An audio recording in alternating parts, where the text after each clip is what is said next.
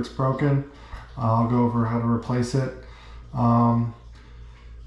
For interior doors, there's two basic types. So you have a bed and bath, which means it has a lock on the inside, and then a hall-in closet version with no lock. So since this is the laundry utility room, I don't need a lock on it.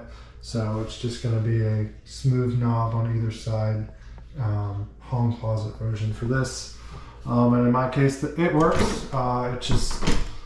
It's a little old.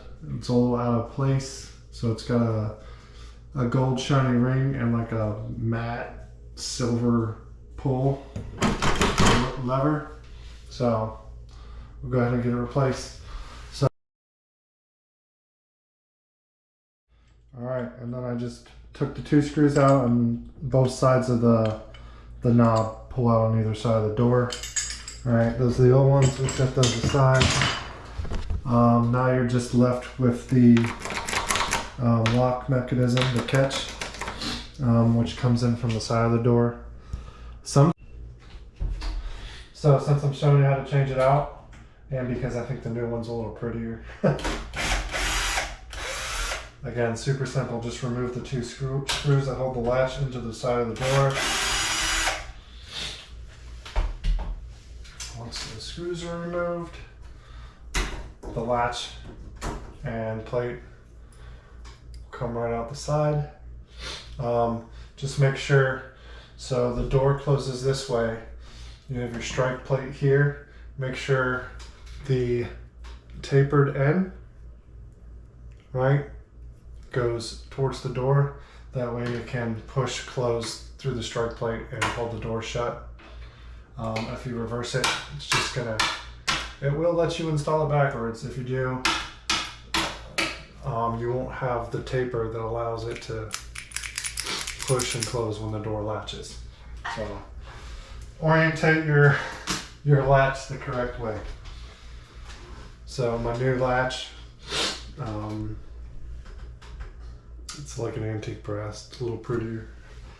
Matches the theme I'm going for, so.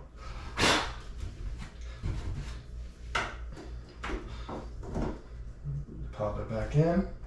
Occasionally, if it's a radically different design, you might have to chisel some wood so that the piece fits flat right here. But this one fits in the existing hole. So I'm just going to go ahead and put those screws back in.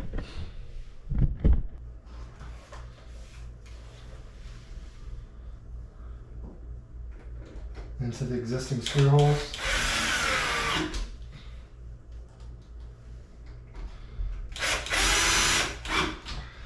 And you don't gotta super torque these down. You just want the latch faceplate even with the door. You don't want it, if you look at it from the perpendicular, make sure the plate is flush inside the door, doesn't stick out, or it could catch. So the half moon needs to go the other way, and the holes for the studs that accept the screw run like that. So let me just look through the door, feed it through.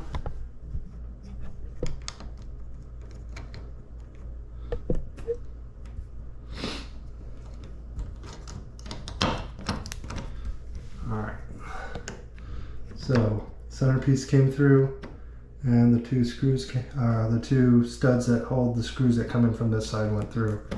All right, and then you just need to hold the back side. My fingers over here, I'm holding it, and I'm kind of centering it and making sure the latch is level. And then I'm going to grab the plate. I'm going to have to set the camera down for a second, and I will put the knob on from the other side.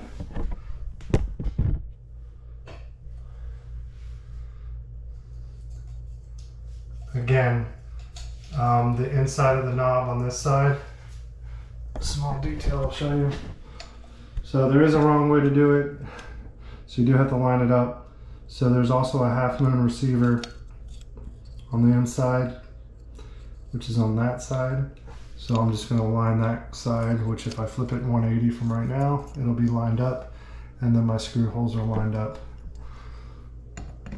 All right, let's see if I can do that with one hand. Excellent. All right, there we go. And then I'm gonna get both screws started from this side. So if you're having trouble getting your screws started, right, so I already got that one started, what you can do is actually pull this knob back a tad so that you can see the rod inside. So when I stick the screw through, I can just peek in there and get it in there. So I just pull it back a little bit and easily can see past and get the threading started by hand on these two screws. Alright, and I can feel it started because the screws won't pull back out. Then you can push it all the way flush on both sides. A little note, if you have marks where the old doorknobs were, that's perfect. Or if the door's been painted, just try to line your new knobs in exactly the same place. That way when you tighten it, you can't see any weird lines or discoloration behind your doorknob. And sometimes it's hard to get a screwdriver in here because it's close to the knob. So just be careful. Get them all running. And tighten them down. The doorknob is installed. That's it for that part. So we put in the new latch and we put in the new knobs, right? And just check for functionality. Make sure both sides work. The door latches.